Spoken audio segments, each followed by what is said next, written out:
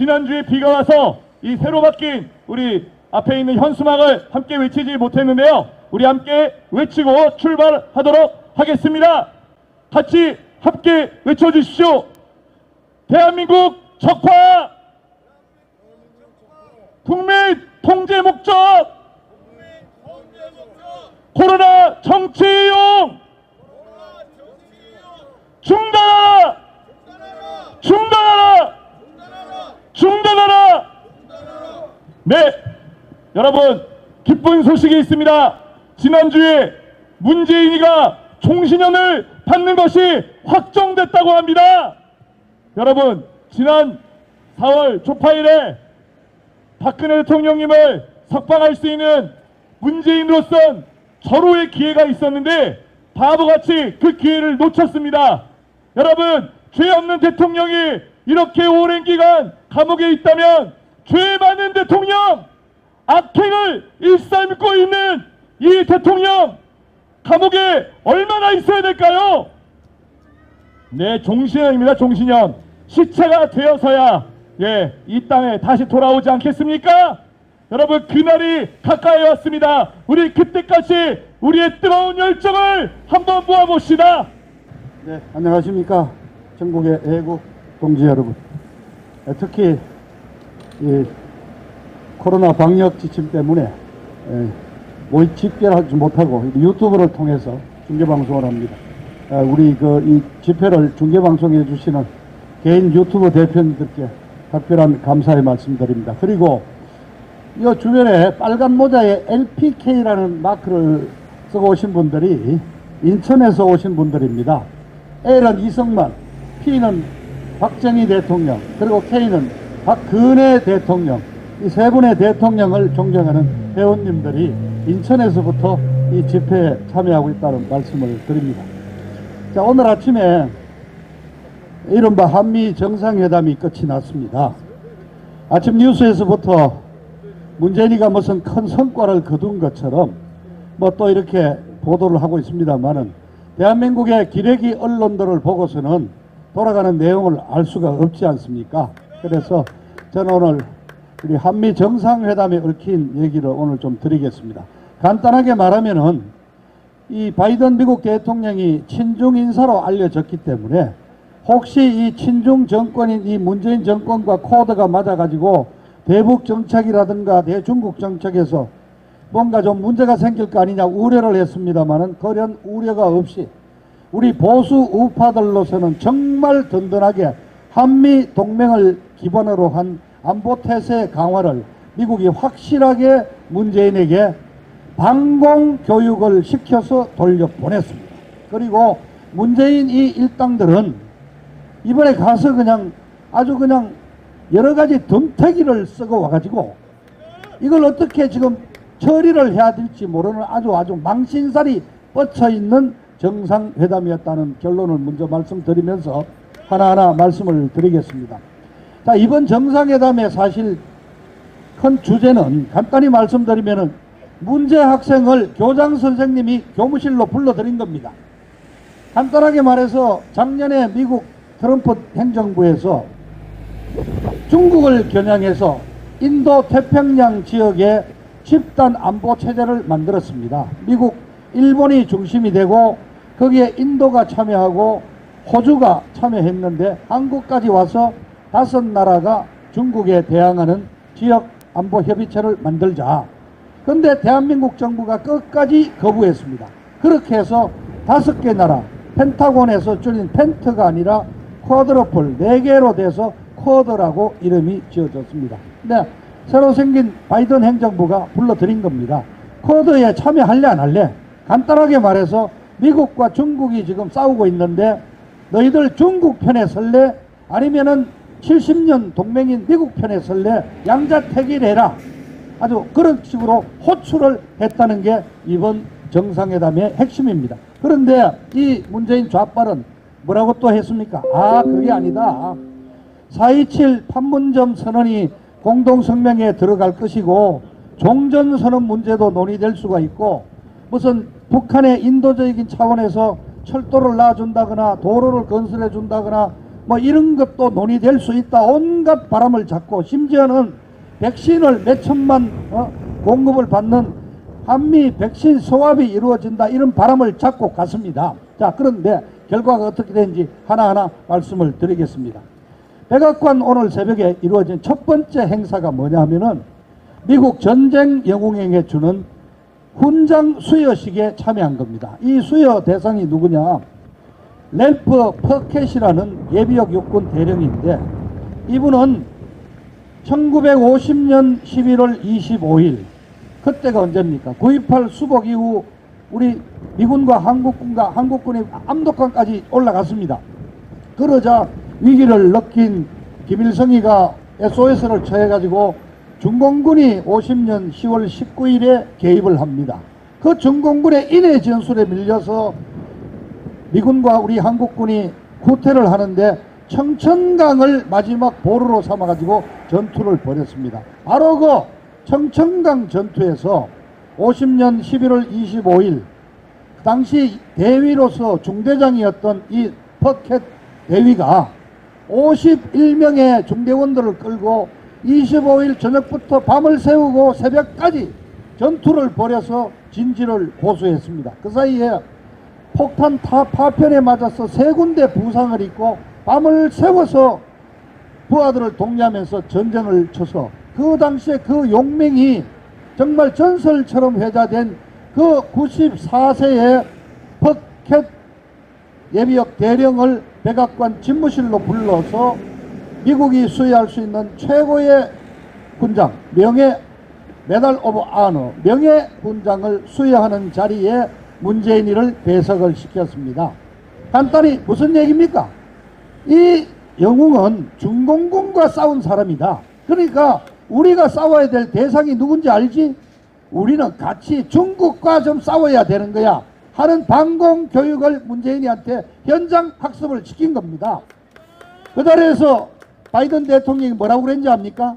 우리 한미 동맹은 전쟁으로부터 시작이 됐다. 그리고 그 동맹은 전쟁을 통해서 강화되어 왔다고 단언을 했습니다.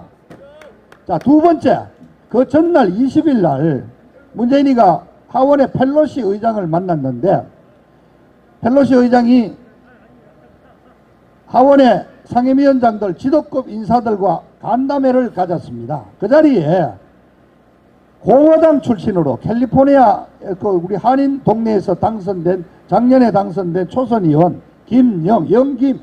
영김인데 신랑성을 따서 그렇고 한국 이름은 최옥순인데 영김 의원을 불렀습니다. 근데 이 젊은 공화당 의원이 그 자리에서 발언권을 얻어서 무슨 얘기를 했느냐? 바이든 정부는 절대 우리의 적들에게 양보를 해서는 안 된다. 그건 뭐냐? 김정은이한테 핵무기 포기하지 않는데 절대 우리가 먼저 대북 제재를 푼다든가 양보하면 안 된다. 그러면서 북한에 대해서 핵 억제력을 오히려 강화해야 된다. 이 문재인이가 노리던 무슨 종전선언을 하고 북한 핵 문제 제재를 풀어주고 택도 없는 얘기하지 말라고 아주 초선 하원 의원을 시켜가지고 또 방공 교육을 시킨 겁니다. 자, 그리고 이제 공동성명 이 내용에 보면은 문재인이 이 패거리들이 조국이부터 맨날 써먹는 게 있죠. 항일 전선하는 거. 여기에서 뭐라 그러냐? 분명히 한미일 3국이 긴밀히 협조해야 되고 이것이 동북아 지역의 안보의 아주 관건이라는 점을 분명히 얘기를 했습니다. 이번에 미국 바이든 대통령이 그래도 여러 가지 배려를 해가지고 중국이라는 말을 노골적으로 쓰지는 단 한 번도 않았어요. 그러나 모든 내용은 당신 한미 간의 동맹을 바탕으로 해서 중국과 대결을 해야 된다. 이 얘기를 계속 강조한 겁니다. 또 한 가지. 자, 지금 이제 뉴스에 요번에 가서 문재인이가 큰 거 따왔다고 하는 게 뭐냐? 미사일 금지 제한을 완전히 해제했다 이겁니다. 이게 뭐냐? 자, 위대한 대통령, 박정희 대통령께서 70년대 들면서 KDI 국방과학연구소를 만들고 해서 미사일 개발을 서둘렀습니다. 자체 우리도 무장을 해야 되겠다. 그래서 79년도에 우리 자체 개발한 미사일이 유도탄이 상용화될 단계에 들어가니까 미군이 나서서 한미 미사일 제한 지침이라는 걸 만들었습니다. 그래서 나온 게 뭐냐? 탄두 무게는 500kg을 넘을 수 없다. 그리고 사정거리는 150kg이다. 150km다. 자, 150km면은 여기서 겨우 개성까지 겨우 가는 거리예요. 평양은 택도 없이 못 가. 그게 무슨 의미가 있어요? 미국이 이렇게 제안을 했단 말입니다. 그래서 그게 계속 노력을 해서 300km, 그 다음에 MB정부 때 한 500km까지 갔죠. 그리고 17년에 800km까지 사정거리 늘었습니다. 그런데 이번에 미국 행정부에서 지침을 아예 없애버렸어요. 다 해라 이거야. 왜 800m까지 했느냐, 800km냐. 우리 강화도에 포대를 만들어서 베이징을 향해서 쏘면은 북경까지가 딱 900km예요. 그리고 예를 들어서 일본이 우리 적일 수도 있으니까 포항 해병대 기지에 포대를 만들어서 일본 도쿄를 겨냥하면은 920km예요. 그래서 800km로 하면은 북한만 우리가 상대할 수 있고 옆 나라는 안 된다는 제안을 했는데 이번에 바이든 대통령이 선심을 써듯이 짠 풀어버렸어요. 자, 늘릴 필요도 없어요. 지금 현무 20이라는 미사일이 있는데 탄두 무게를 절반도 줄여버리면은 늘어나잖아요. 바로 1000km 이상 날아갑니다. 그러면은 지금 있는 현무 로켓의 탄두만 조금만 줄이면은 바로 우리가 베이징 북경을 때릴 수가 있는 미사일을 확보했단 말이죠. 이거를 아주 바이든이 선심 쓰듯이 주는데 이 미사일 사정거리 제한을 푸는 것은 우리 대한민국 군인의, 대한민국 국군의 30년, 40년 염원이었습니다. 그게 이루어졌습니다. 근데 이제 문재인이는 이걸 업적이라고 자랑하지만은 속으로 죽을 노릇인 거예요. 북경을 향해서 우리가 장거리 미사일을 배치할 수 있냔 말이에요. 못한단 말이죠. 자, 여러분.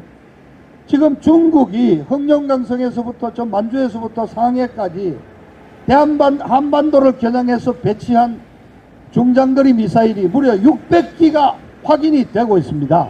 그거를 방어하는 체계를 만들어야 되는 게 뭐냐? 사드 아닙니까? 사드.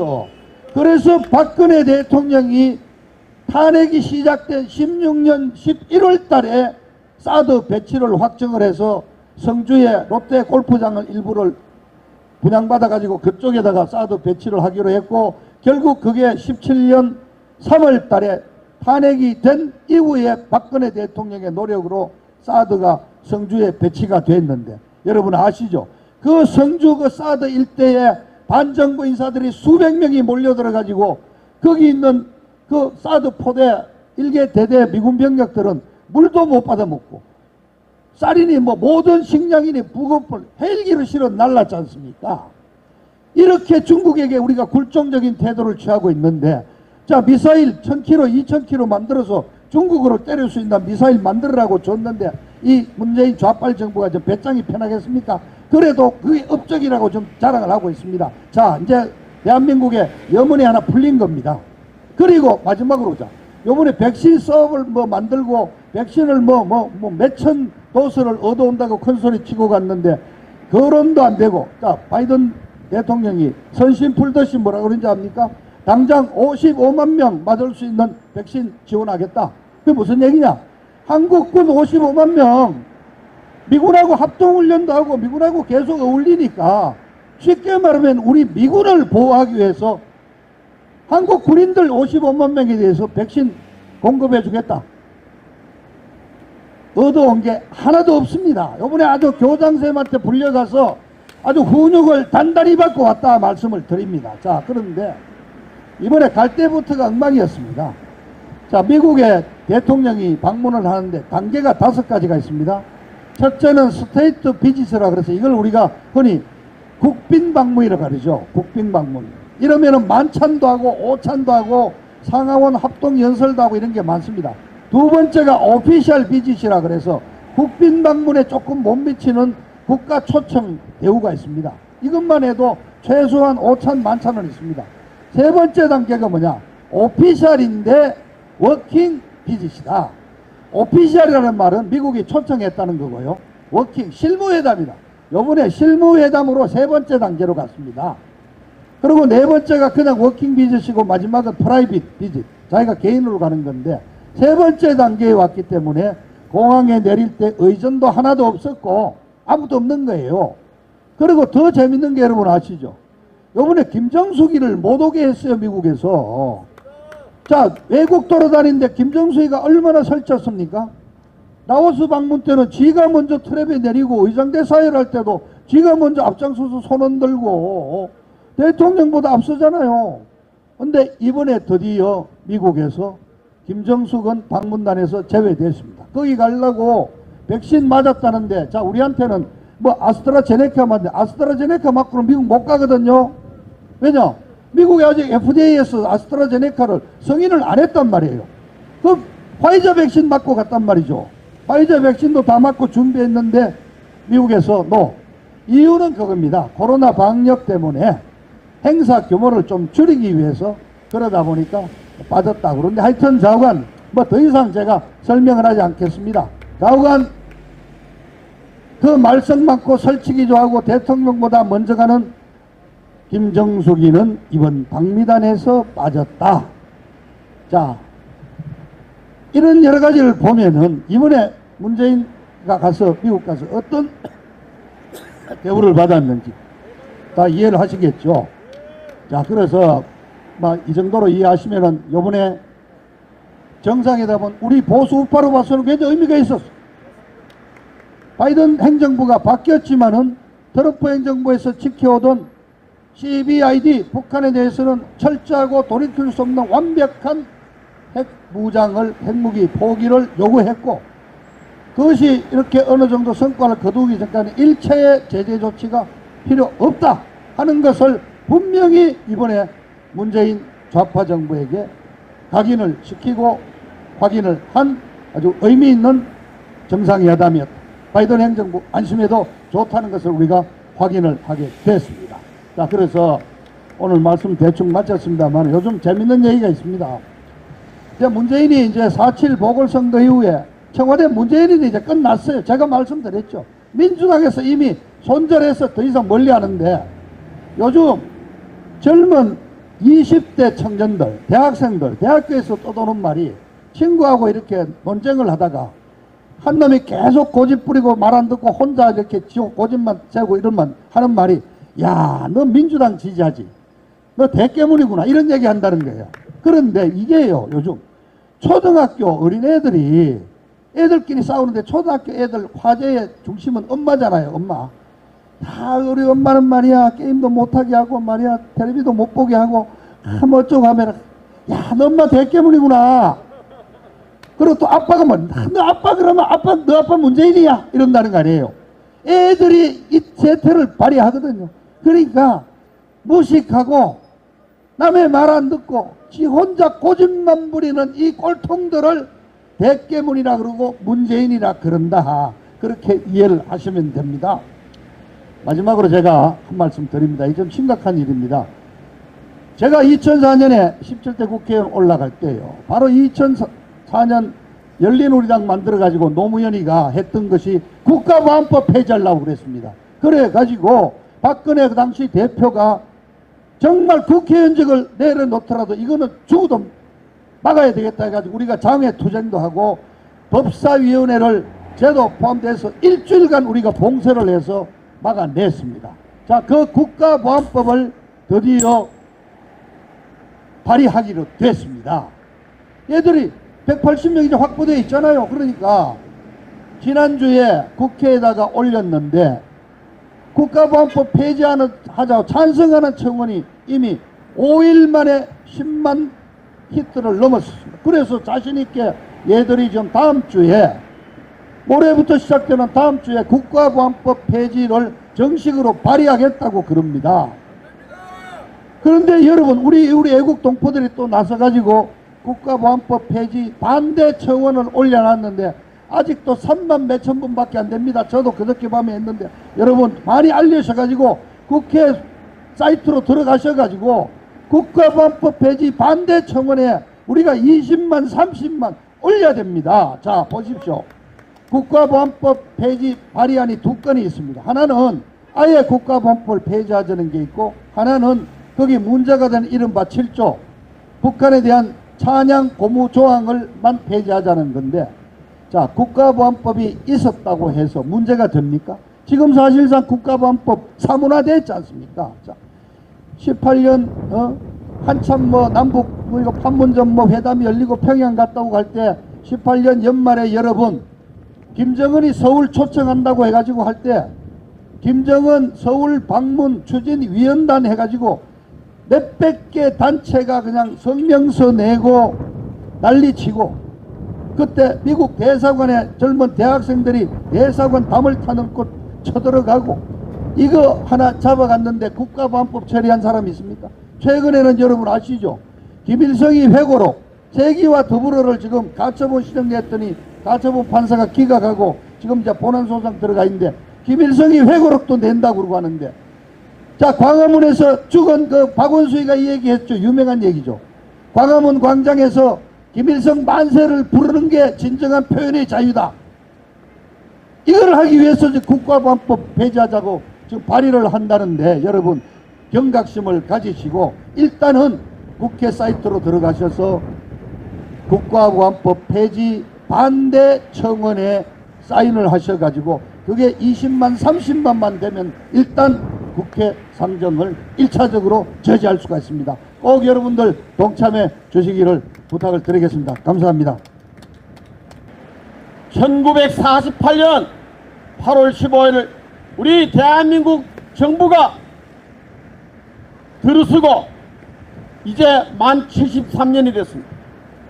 1961년 5.16이 나고 60년이 됐습니다.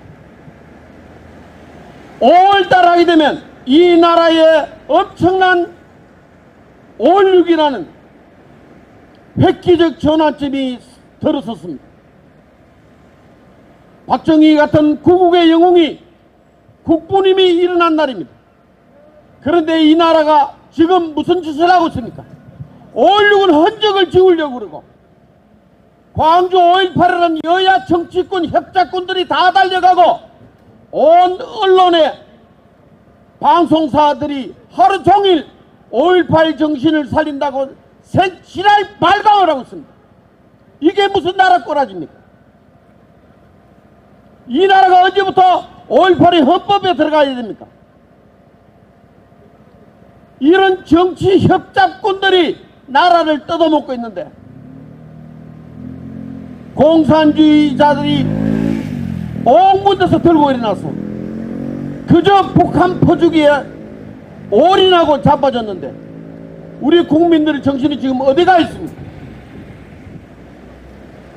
아무리 생각해도 납득이 되지 않습니다. 조금 전에 우리 곽승문 전 의원이 말하기를 김일성 회고록 말했죠. 세기와 더불은지 지랄인지 그거는 버젓이 팔고 전두환 회고록은 왜 안 됩니까? 전두환 회고록은 판매 중단시키고 지금도 법원에 일부 문건을 삭제한 책을 냈더니 그것도 아예 출판 금지시키는 법원의 계류 중입니다. 전두환 대통령이 김일성이보다 못합니까? 전두환 대통령이 누굽니까?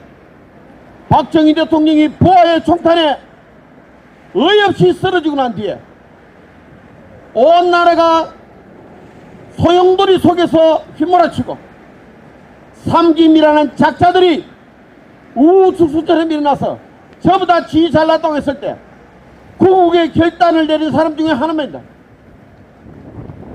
전두환 대통령 때 이 나라가 가장 경제가 꽃이 폈다 이 말입니다. 그 기반은 물론 박정희 대통령의 모든 경제를 따져난 그 기반 위에 섰지만 그 양반이 없었으면 이 나라가 그때 만약에 지금 말하는 김영삼, 백계중 이런 놈들이 정권 잡았으면 이 나라 벌써 초토화 됐을 겁니다. 지금 하는 꼬라지 보세요. 그 증명되고 있지 않습니까? 지금 이 나라가 이런 소용돌이 속에서 온갖 사회 기생충들이 좌빨들이 일어나는데 국민들은 무관심하거나 애써 모른 척하는 사람이 너무너무 많습니다. 아무리 생각해도 통타는 말에 맞지 않을 수가 없습니다. 어떻게 텔레비에서 불과 며칠 전입니다. 아직도 전두환 대통령을 불러내가지고 이렇게 뜯어먹고 저렇게 뜯어먹고 온갖 말로 매도하고 광화문 한복판에서 김일성 만세를 불러야 자유민주주의가 완성된다는 미친 인간들은 도대체 어느 나라 인간들입니까? 이 대한민국이 어떤 나라인데? 김일성이가 누굽니까? 6.25를 일으킨 전범입니다. 전범. 그 전범의 수괴가 김일성입니다. 그리고 그 김일성이하고 같이 편들어가 지랄한 게 지금 중국 아닙니까? 근데 중국이 큰 나라고 중국이 말이고 우리는 똥파래라면서 중국 맞잔등에 앉아가지고 멀리 달린다고 지랄하는 인간들이 도대체 어느 나라 정치인이란 말입니까? 그런 인간들이 나라를 초토화시키고 있는데도 국민들은 무관심합니다. 좌빨 탈출은 지능순이라 그랬습니다. 근데 이 좌빨들 잘하는 게 딱 하나 있습니다. 아가리질만 잘합니다. 행동에는 하나도 못 옮기면서 입으로만 좋은 말만 갖다가 미사일고만 붙이면 무조건 이 나라가 좋아집니까? 한 나라를 이끌어가는 게 아가리질로 이끌어가집니까? 이 나라는 좌빨의 나라가 아닙니다. 자유민주주의의 굳건한 뿌리 속에서 그 토대 속에서 뿌리 내리고 그 토대 속에서 5천년 역사 이래 이렇게 자유 대한민국이 세계 속에 이름을 떨친 적이 있었습니다. 그 모든 것의 출발은 5.16 혁명입니다. 5.18이 절대 아닙니다. 그런데 5.16 혁명의 정신은 어디로 가고 5.18의 정신은 헌법에 심는다는 이런 미친 인간들이 대한민국을 건드리고 있습니다. 그러나 지금 하는 꼬라지 보면 현 정치권에 몸담은 여야라는 인간들 보면 그런 짓 하고도 남습니다. 현재 여당이라는 것들은 핵개종이 개새끼 찌끄러기고 야당이라는 것들은 개영삼이 찌끄러기입니다. 이런 것들이 50번 100번이니까 정체성 차이도 없고 이념의 차이가 없어서 이 나라를 점점 좌빨 사회로 몰고 가고 있습니다. 아무리 세상이 미쳐도 그렇지 언론에서 버젓이 쓰는 말이 미국과 북한 회담을 주담자 미북 회담이라고도 안 합니다. 북미 회담입니다. 북미 회담. 어떻게 북한 놈도 아니고 대한민국 언론에 있는 놈들이 텔레비에 나와서 북미 회담이란 말을 할 수 있습니까? 북한이 미국보다 우방입니까? 북한은 엄연히 우리 주적입니다. 주적. 주적이란 말을 국방백서에 없앴던 놈들인데 그 나팔수를 지금 언론이 하고 자빠졌습니다. 이런 쓰레기 같은 언론을 우리 국민들이 응징하지 않으면 그 언론에 세뇌당하고 그 언론 때문에 이 나라가 망하는 길로 점점 미궁 속으로 빠져들 겁니다. 아무리 생각해도 납득이 되지 않고 미쳐가는 이 나라를 우리 애국민들이 아니면 도저히 구해낼 방법이 없는 겁니다. 오늘도 저는 벌써 구속된 지 1500일이 넘는 우리 박근혜 대통령에 대해서 생각하지 않고 말하지 않을 수가 없습니다. 박근혜 대통령이 우리한테 확실히 보여준 게 하나 있습니다. 박근혜 대통령이 억울하게 말도 안 되는 이유로 좌빨들에 의해서 영어의 몸이 되고 난 뒤에 박근혜 대통령에 의해서 이 나라는 좌빨들의 실험실이 아니라는 것을 우리가 확실히 알게 됐고 깨닫게 되고 우리 국민들의 의식이 이제 확고해지는 겁니다. 한 나라는 절대 선동에 의해서 다스려질 수도 없고 선동회에서 이끌어질 수가 없는 겁니다. 지금 좌빨들이 무슨 짓을 하고 있습니까? 이 나라가 엉성한 운동권, 저 좌빨 새끼들이 실험실입니까? 나라가. 이번에도 뭐 뻑하면 우리 원자력 발전소 수출한다 그러는데 우리나라는 정작 원자력 발전소를 전부 다 폐지시켜놓고 이게 뭡니까 이게? 미친 것들이 날뛰어도 미친 것들이 쓰라는 마스크에 우리 국민들이 숨을 헉헉거려가면서도 애써 그래도 그것도 정부라고 따라야 하는 이 서글픈 현실. 이제 곧 여름이 다가오는데 벌써 덥지 않습니까? 올려놓은 마스크와 함께 보내야 되는 이 서글픈 나라 꼬라지에 억장이 무너져 내립니다. 저는 이 말을 하면서 우리 박근혜 대통령이 22년형이라는 어이없는 이런 판결을 만들도록 유도인한 윤석열이 같은 인간을 대통령 후보라고 지키 세우는 우파라는 인간들은 전부 다 개쓰레기라 생각합니다. 요번에 국민의힘인가 뭔가 보세요. 지도부런들 전부 다 광주에 가가지고 대가리 조아리고 님을 위한 행진과 같이 첩으로 앉았고 이게 뭡니까? 헌법정신에 왜 5.18에 들어가야 됩니까?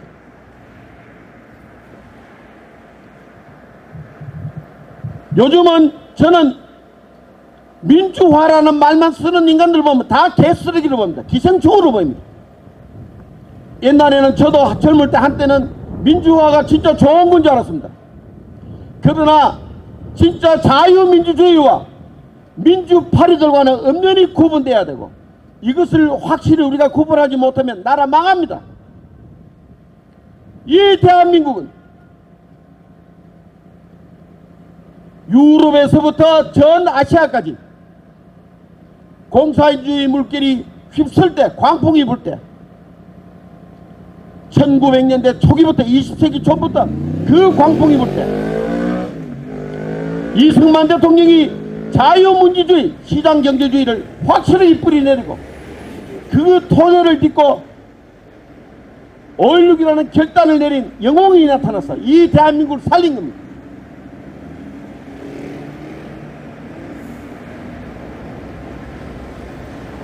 그 이후에 보십시오.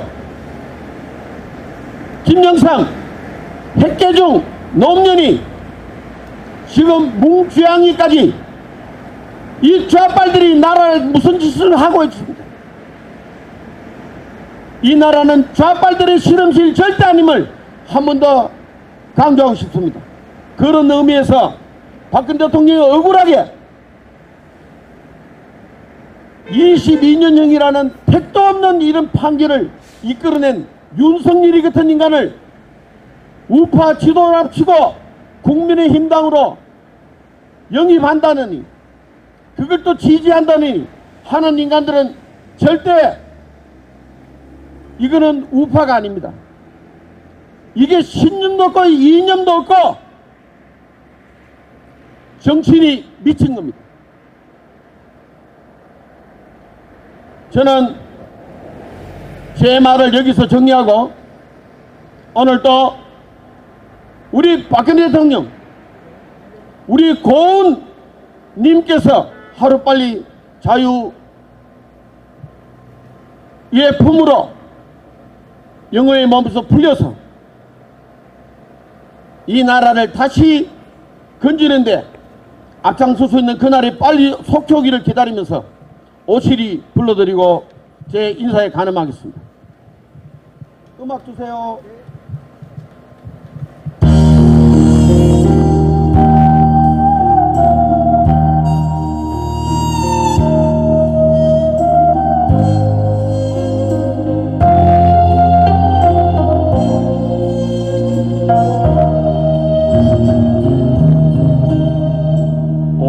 오시리 오시리요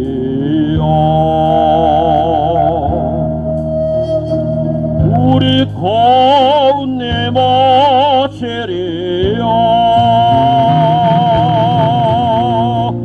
긴 겨울 지나 꽃 피고 새울며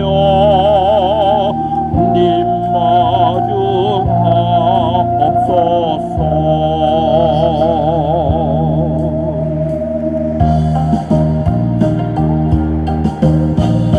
온유월 꽃바람 가슴을 흔들어 설레는 마음인데 눈물을 참고 살라니 그리는 못하오. 가시밭길 서러워도 오지마오 오지마오 오치리 오치리요. 실바람 띄워놓고 새하얀 나비 타고 오시오 오시오 내게로 오시오. 늘하게 내린 봄볕처럼 그대여 내게로 오시오.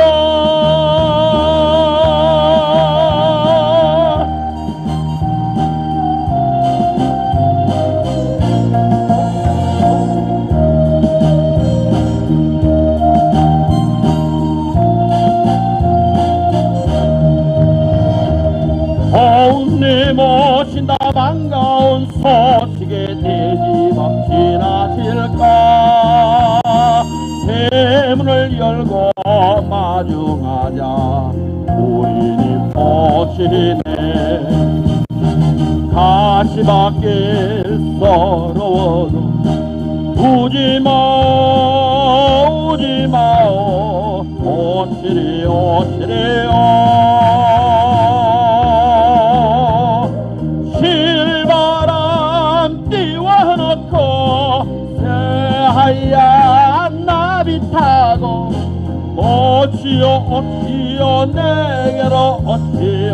늘하게 내린 봄볕처럼 그대여 내게로 오시오.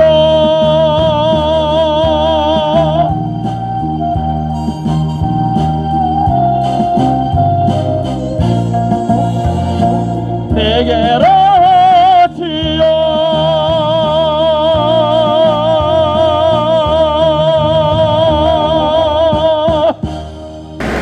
세 분밖에 안 계시네. 이거 문재인이가 9명 이상 안 된다 이래가지고 이 지경이 됐습니다. 네, 참 기가 막히네요. 네. 여기가 어디냐면은 서초역 7번 출구에서 100m 직진하면 바로 여기입니다. 오고 싶어도 9명 이상 안 되기 때문에 많은 분들이 에이 그냥 오늘은 딴 데 가자 아마 그러시는 것 같은데 좀 많이 와 주십시오. 여러분들에게 기쁜 소식 하나 전해드릴게요. 궁금하시죠? 네, 분명히 기쁜 소식입니다. 문재인이가 미국 갔는데 키가 팍 죽었어요. 네, 전 깜짝 놀랐어요. 그 백악관에서 그 이제 뭐 떠드는 거 있잖아요. 연설하는 거. 그것도 기가 팍 죽었더라고요. 음성 자체가 완전히 기가 제로야. 야, 놀랐습니다. 이건 무슨 뜻이냐면은 이제서 미국이 무서운 거를 알았어. 문재인이가 4년 동안 겁없이 설쳤는데 이제 미국이 얼마나 대단한 나라다. 미국에 까불면 골로 간다. 이거 안 거예요. 네. 그리고요, 또 재미나는 걸 제가 발견했는데, 바이든 대통령이 이제 문재인 소개하기 전에 연설을 하는데 거기에 뭐가 나오냐면은 삼성 이름이 나와요. LG가 나와. 현대자동차가 나와. 그 다음에 SK가 나와. 야, 대한민국이 어떤 나라입니까? 폰이 7대 남미에 수출한 나라입니다. 그런 나라가 지금 이렇게 컸어요. 누가 키웠어? 박정희 대통령이 키웠습니다. 예. 문재인이가 외국 돌아다니면서 박정희 이용해 먹고 있어요. 지가 삼성 얘기를 백악관에서 미국 대통령이 삼성, LG, SK, 현대자동차, 야, 그런 정말 어마어마한 이야기를 지가 들을 자격이 있어? 이용만 해먹은 게 거기서 완전히 다 나타나는 거예요.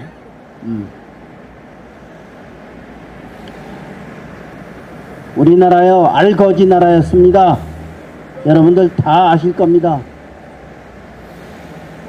정말 박정희 대통령이 아니면 지금도 저 아프리카의 가장 꼴찌로 못 사는 나라 똑같습니다. 대한민국. 예? 이거 박정희 대통령이 이렇게 키워놓으신 거예요. 엄청난 돈을 미국에 투자한다는 그런 우리의 자랑스러운 세계 1등 기업, 우리의 치욕적인 세계 꼴찌 대통령,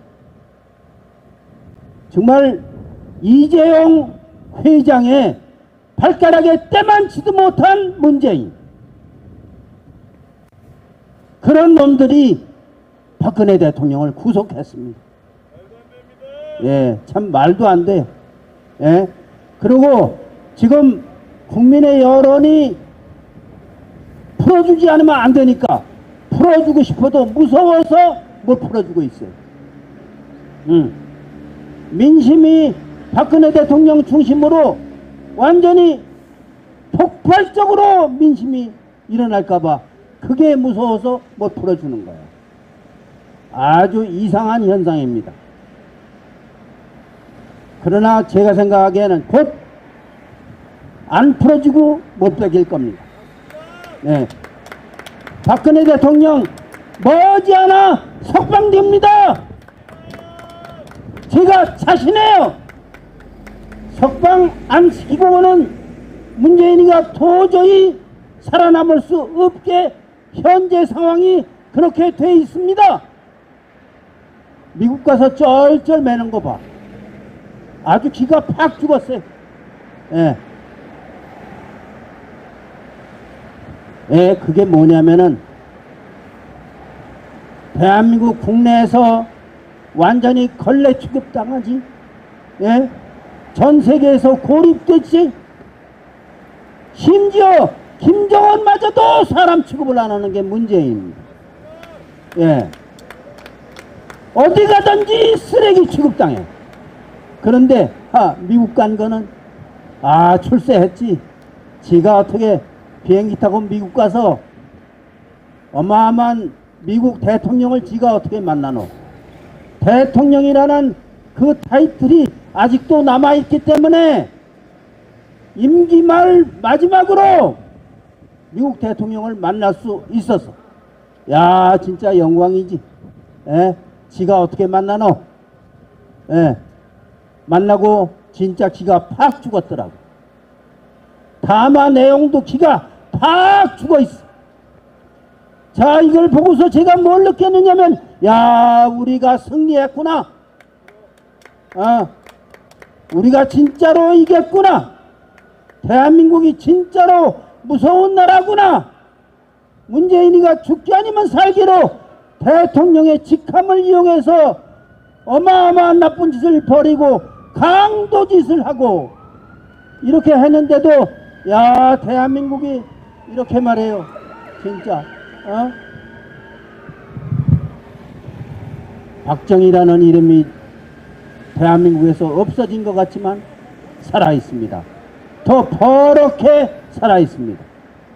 박근혜 대통령이 완전히 감옥소에 집어넣어가지고 죽여버린 것 같지만 아니에요. 버럭게 살아 계세요. 네, 대한민국 무서운 나라입니다.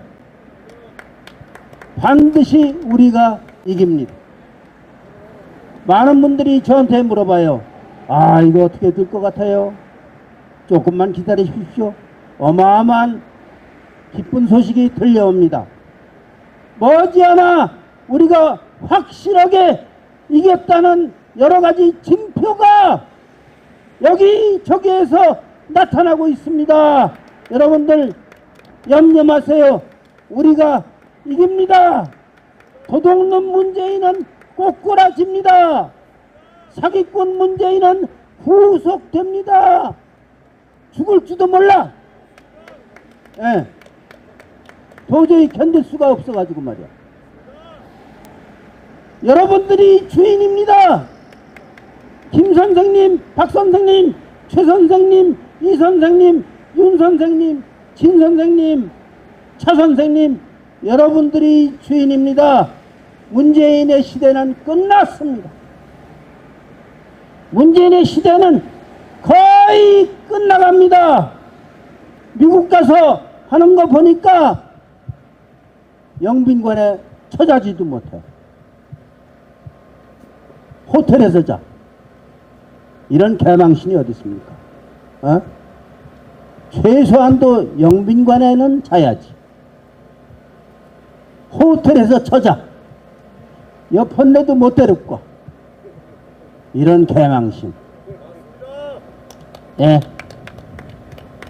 야, 진짜 연설문에서 보니까 중국에 쩔쩔쩔쩔 매더라고. 이런 이중인격자. 연설문에서 들어보니까 제가 북한을 완전히 짓밟는 연설문이더라고. 중국을 짓밟는 연설문을 거기에 나오더라고. 예? 대만을 완전히 높이 축혀 세우는 그런 내용이 연설문에 쫙 들어가 있어. 왜냐면 문재인이가 지가 죽게 됐으니까. 예?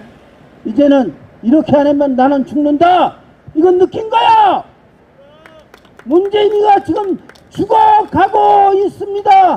왜냐면 사기꾼이니까. 왜냐면 도둑놈이니까. 왜냐하면 인간 쓰레기니까. 이게 대한민국의 대통령 맞아요.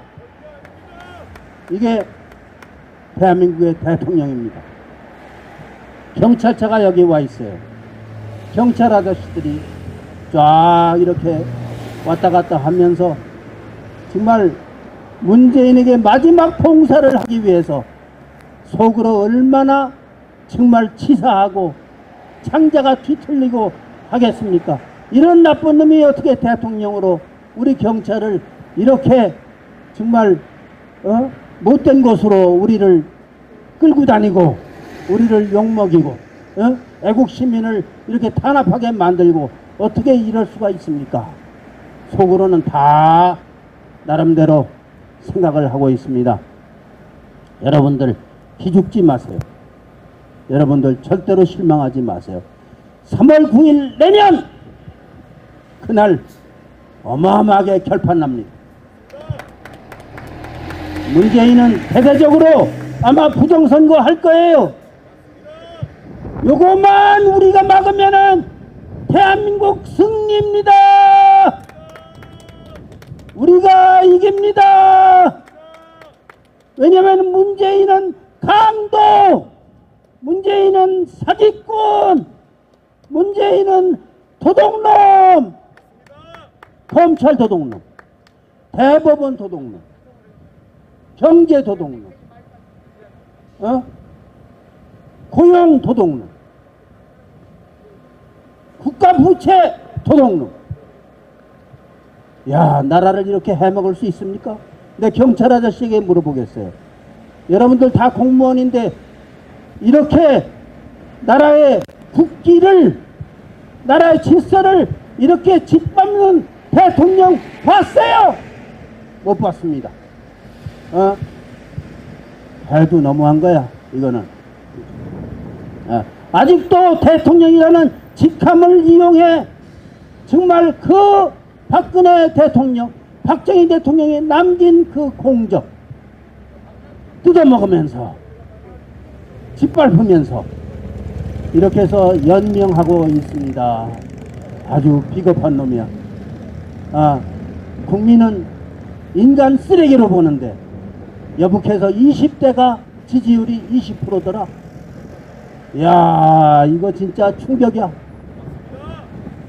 아니 20대가 문재인이라면은 사죽을 못 썼는데, 문재인이라면은 그냥 좋아서 죽을 지경이었는데 이제 다 버렸어.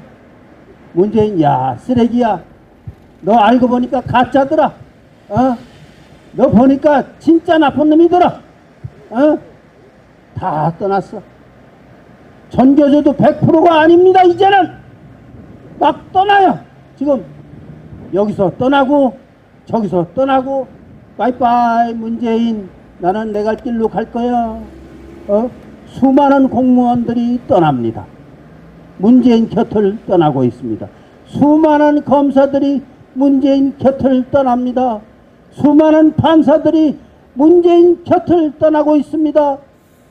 경찰들이 문재인 곁을 떠나고 있어.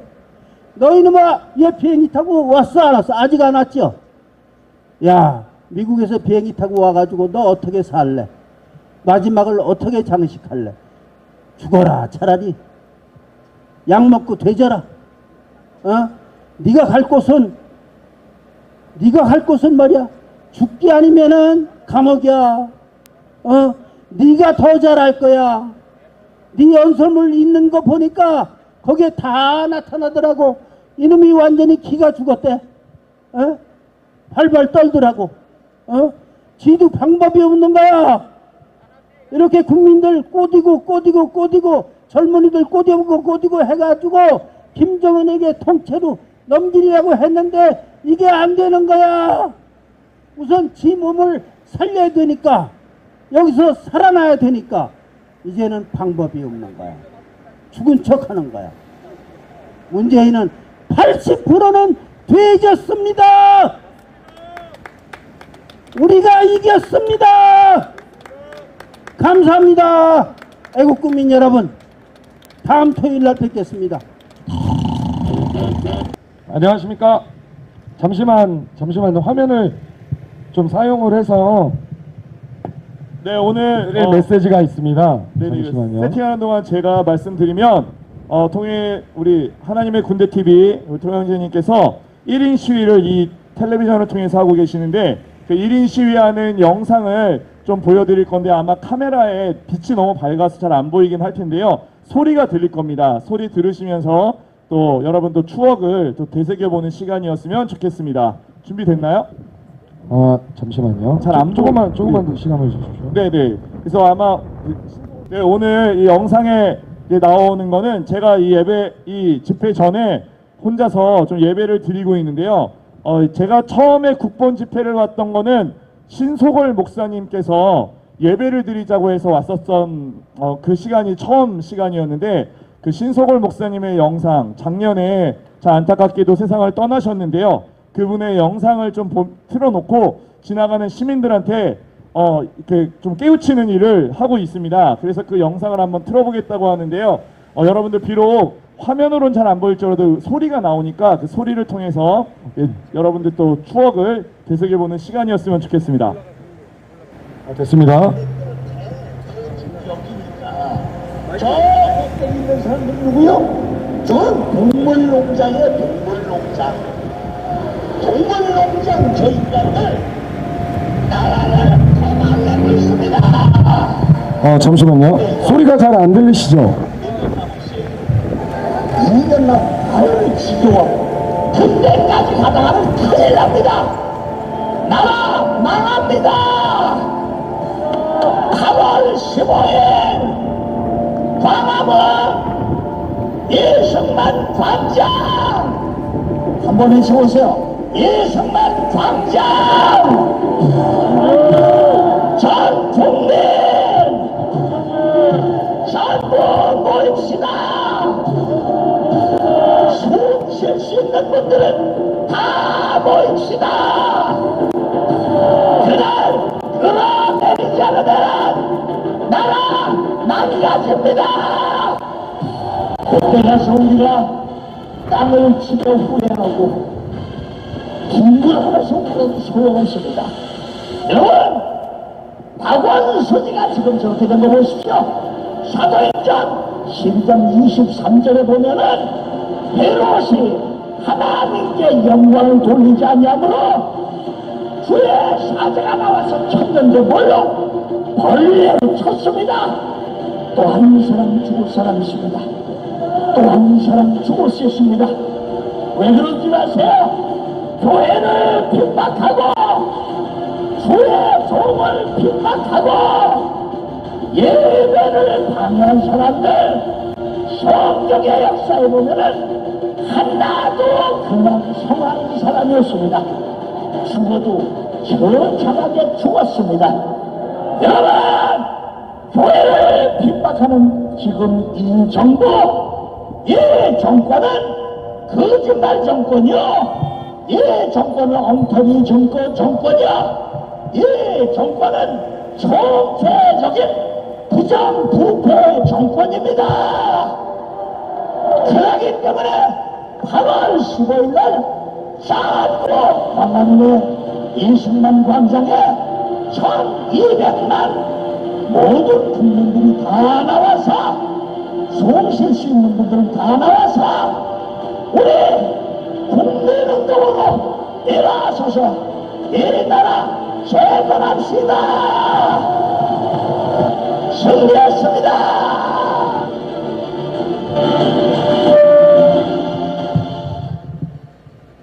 네, 감사합니다. 제가 이 영상을 튼 이유는 여러 가지가 있지만 첫 번째로 가장 말씀드리고 싶은 건 신소골 목사님 고인이 되셨지만 이분만큼 강력한 메시지가 없었어요. 이 목소리의 톤이라든지 지치지 않는 그 열정이 정말 젊은 사람보다 오히려 더 큰 열정으로 애국 활동을 하셨던 걸로 기억을 합니다. 여러분들도 다 기억하시죠? 저 가끔씩 신성월 목사님 생각하면 울컥울컥하고 보고 싶을 때가 많습니다. 하지만 그분께서는 지금 하나님 곁으로 좋은 곳에서 계시고 있기 때문에 더 이상 슬픈 마음이 있지 않고 그분의 응원을 받고 싶은 마음이 큽니다. 우리가 이 애국을 하면서도 우리의 마음가짐과 진짜로 나라를 사랑해서 하는 건지 아니면 다른 뜻이 있는지 아니면 자기의 생각대로 애국을 하는지 한번 알고 싶습니다. 이 신성월 목사님 결과가 어떤 과정이 있다고 하더라도 결과적으로 애국하시다가 돌아가신 거 아닙니까? 저는 신성월 목사님 순교했다고 생각을 합니다. 나라 위해서 그렇게 불철주야 새벽이고 밤이고 목소리 한번 안 쉬세요. 저는 그게 가장 부럽거든요. 저는 4년 동안 목소리가 계속 쉬어 있습니다. 교회에서 부르짖고 어떤 분들은 이게 배로 호흡을 해서 발성을 하면 목이 안 쉰다. 안 해봤겠습니까? 4년 동안 여러 방법을 해왔습니다. 하지만 배 힘을 목이 못 견뎌요. 그래서 참 이 목사님 참 발성하시는 거 보면 참 귀하신 분이다 라는 생각을 지금도 하고 싶고 그리고 본받고 싶어요. 이 목사님의 기호는. 자, 여기까지 말씀을 드리고요. 제가 요즘에 제가 잘 나가진 않는데요. 이제 외곽으로 나갈 때나 교회를 나갈 때나 그럴 때 가끔씩 자주 보이는 차량이 있어요. 전에는 그런 차량들이 안 보였거든요. 어떤 차량이냐면 한국노총, 민주노총 차량들이 너무 많이 보입니다. 여러분들도 한번 보시면은 정말 이상하게 생긴 랩핑을 한 차량들이 보이고 있어요. 어떤 차는 위에 스피커를 달고 있고 어떤 차는 랩핑을 했는데 제가 초등학교 때 삐라 있죠, 삐라. 삐라에 그려져 있는 그림을 랩핑을 하고 다니는 차들을 보고 있어요, 지금. 자, 이걸 무슨 어떤 거를 지금 상황을 말하고 싶으냐면 민주노총이 움직이고 있다는 거예요. 제가 자주 움직이지도 않아요. 일주일에 저는 집하고 일하는 일터가 같이 붙어 있기 때문에 외곽으로 나갈 일이 없어요. 그렇기 때문에 집에만 있거든요. 교회 갈 때 빼고 여기 올 때 빼고 거의 집에만 있습니다. 다른 생활을 일체를 안 해요. 그래서 어찌 보면 마스크 쓰는 게 마스크 쓰는 거를 이거를 이 운동을 할 수도 있어요. 마스크 쓰지 말라는 것도. 뭐 지하철 타고 다니고 그러면 아마 저도 마스크를 썼을 거예요. 근데 그런 상황들이 없기 때문에 마스크를 저는 안 쓰고 다녀요. 극히 일부의 상황들에 마스크가 필요하기 때문에요. 일상생활은 마스크가 안 필요합니다. 그런데 보면 아니 그렇게 확률적으로 따지면 그렇게 자주 나가지도 않는 사람이 그런 차들을 매일 보고 있다니까요. 오늘도 오는데 봤어요.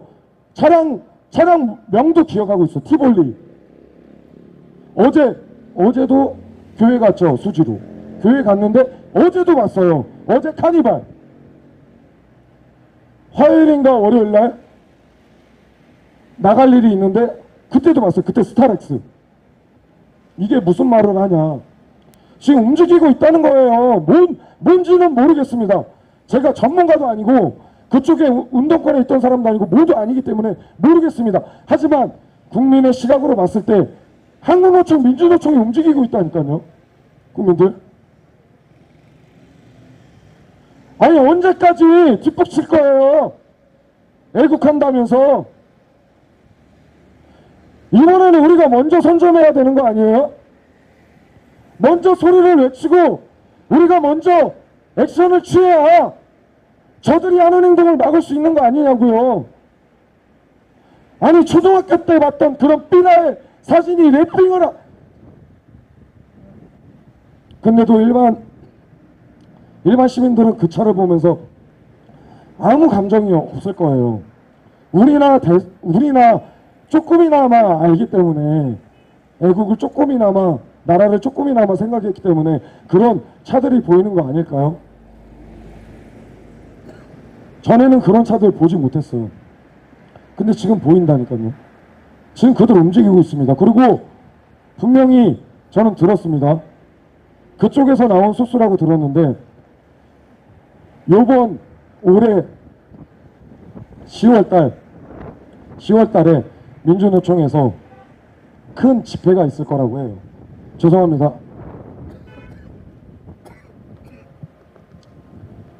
집회가 있을 거라고 해요. 촛불 집회보다 더 큰 집회를 계획하고 있다고 생각이 듭니다. 촛불 집회, 애국시민들, 저도 마찬가지지만 이런 마음가짐으로 촛불 집회 이길 수 있겠습니까? 그들의 광란을, 그들의 난동을 이길 수 있겠어요?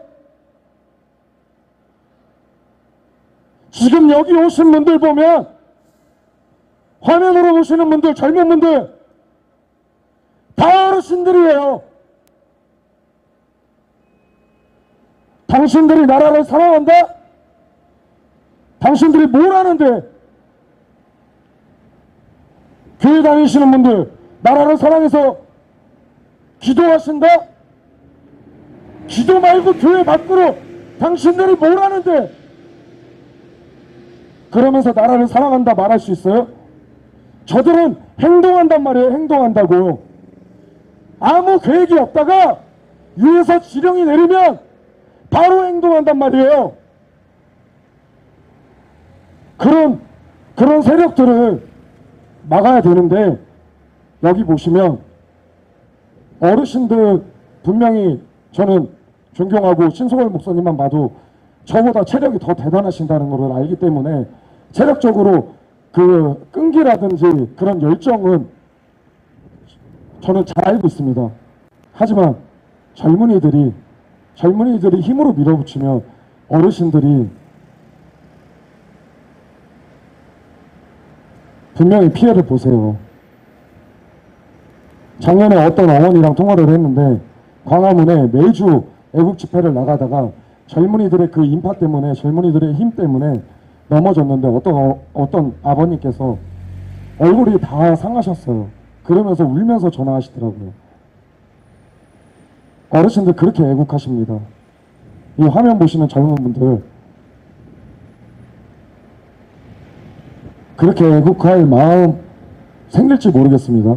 어른들은 그런 고난들을 겪어왔기 때문에 가능하다고 생각을 하는데, 젊은 분들, 우리 젊은 사람들은 한 가지 그건 있는 것 같아요. 이게 남한테 좋은 모습을 보여야 된다. 그거는 우리가 교육에서 배웠던 것 같습니다. 지금 그 교육 배운 거 우리 어르신들한테 써야 될 때예요. 젊은 분들. 우리 어르신들 지금 4년 동안 정말 고생 많으셨거든요. 저도 잘은 모릅니다. 하지만 제가 조금이나마 본 모습이 정말 생각을 하면 울컥울컥해요. 우리 어르신들 힘내시라고 우리 젊은이들이 뒤에서 밀어줘야 돼요. 반대입니다. 반대. 어르신들이 우리를 밀어주는 게 아니고 우리가 어르신을 밀어드려야 됩니다. 우리는 그런 결기가 없어요. 고난을 안 겪었거든요. 그리고 우리는 힘든 거를 참지 못해요. 이 집회 나오는데 지금 여름이 다가옵니다.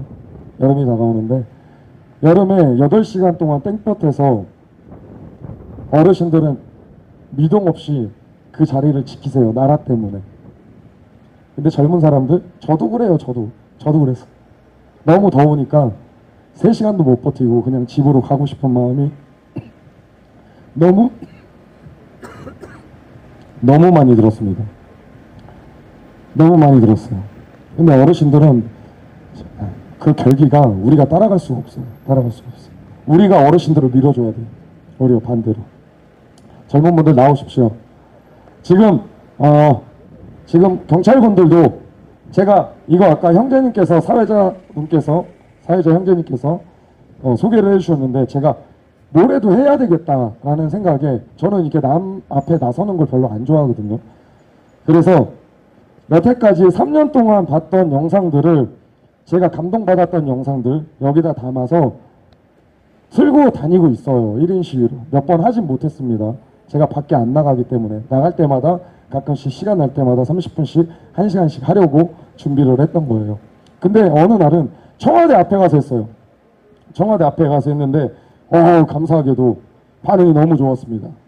반응이 그 202 경비대 그리고 거기 왔던 종로경찰서 경찰 그분들 한 5-6명 모아놓고 처음으로 이 영상을 한 20분 30분 정도 틀어서 보여드렸던 것 같아요. 자, 그분들이랑 얘기를 하면서 대화를 하면서 종로경찰서에 거기 나오신 분이 간첩 잡는 분이라고 그러더라고요. 하는데 그분이 한 말이 하나 있어요. 때가 되면 제가 저 문재인 간첩 저 사람이나 좀 잡아달라고 그 얘기를 했거든요. 왜 저 정권 들어오고서 간첩이 한 마리도 안 잡혔냐 그렇게 얘기했더니 그분이 한 말이 있습니다. 때가 되면 다 잡을 거다. 그 말도 맞아요. 맞는데 그 때 기다리다가 지금 이 꼴 났습니다. 지금 때 기다리다 이 꼴 났거든요. 나라 이 모양 이 꼴 났어요. 그러니까 저는 딴 거 없습니다. 알잖아요, 국민들. 문재인 저 사람 뭔가 좀 이상하고 일단 당신들이 중요한 게 경제잖아요. 밥그릇이잖아요. 당신들 밥그릇 안 뺏깁니까? 아직 살만하십니까? 아직 밥 굶지 않으십니까? 그 덕은 이승만 대통령의 설계도 때문이고 조금만 더 지나면 당신들 부인들 당신들 자녀 몸을 팔 수도 있고 당신들 외국으로 노동자로 갈 수도 있어요. 정말 마지막까지 가면 그렇게 갈 수밖에 없습니다. 베네수엘라를 보면 알아요. 그렇기 때문에 지금 여기 계신 분들이 어르신들이 하시는 말이 그 꼴을 보이니까 경험하셨으니까 그 꼴을 우리 자손들에게 보여주기 싫으신 거예요. 자, 이 마음을 조금이나마 진짜 단 한 사람이라도 저는 단 한 사람이라도 이 마음을 받으셨으면 하는 마음으로 마지막으로 말씀을 드리면서 오늘 얘기를 마치겠습니다. 진짜 단 한 사람이 세상을 바꿉니다. 감사합니다. 네, 우리 하나님의 군대 TV 통일형제가 얘기한 것처럼 이제 여름이 다가오면 마지막으로 이 정권에서 연방제 개헌이든 내각제 개헌이든 대한민국의 체제를 무너뜨리기 위해서 반드시 일어날 것이라는 얘기가 들리는데요. 이때에도 우리 40대 남자들, 30대 남자들 집에 계속 있으면 당신들 사람도 아닙니다. 더 이상 우리 부모님 세대에게 맡기지 말고 당신들이 나와서 나라 좀 지킵시다. 네, 이번 주에 제가 재판이 하나 있었는데요. 한미연합교회 이재명이가 코로나로 고발하면서 저도 함께 고발이 당해서 재판에 참여했는데 이 재판에서 놀라운 사실이 밝혀졌습니다. 경기도 공무원이 교회의 방역을 관련된 문서를 만드는데 두 종류가 있었다고 합니다. 그것이 이번 재판에 밝혀졌는데 재판에 밝혀진 이유가 얘네가 정신이 없어서 경찰에다가 이 교회를 고발하면서 번호가 다른 똑같은 내용인데 번호가 하나 더 들어가 있는 공문이 아닌 없는 거를 갖다 내가지고 판사가 도대체 이게 왜 와 있느냐, 이건 너네가 말한 거랑 내용이 다르다 해가지고 이번 재판에서 그것이 드러나는 일이 있었습니다. 여러분, 이 얘기가 뭔지 아십니까? 맨 처음에 공문을 하나 만들었는데 이걸 가지고 방역을 지침을 지키나 이렇게 교회를 돌아다니다 보니까 이 공문에 안 맞는 스타일의 교회가 있는 거예요.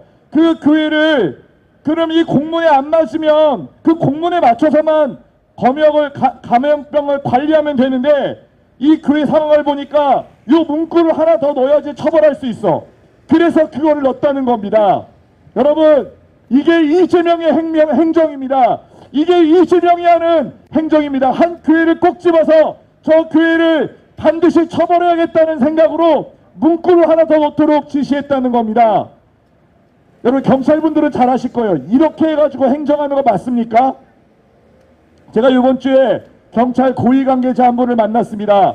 그리고 제가 이런 얘기를 했습니다. 제가 왜 애국을 위해서 이렇게 나와서 나의 시간과 열정을 쏟느냐. 제가 볼 때는 대한민국이 공산화되고 있고 우리가 정신 못 차리면 반드시 대한민국이 북한으로 넘어가게 되어 있는데 어차피 나 같은 기독교인은 북한이 점령을 하면 1순위로 죽기 때문에 그때 가서 죽으나 지금 소리내다 죽으나 나는 매한가지니까 차라리 지금 죽는 거를 선택하겠다고 하면서 말씀을 드렸더니 제 말을 듣던 그 경찰 고위 관계자가 가만히 계시다가 이런 얘기를 하더라고요.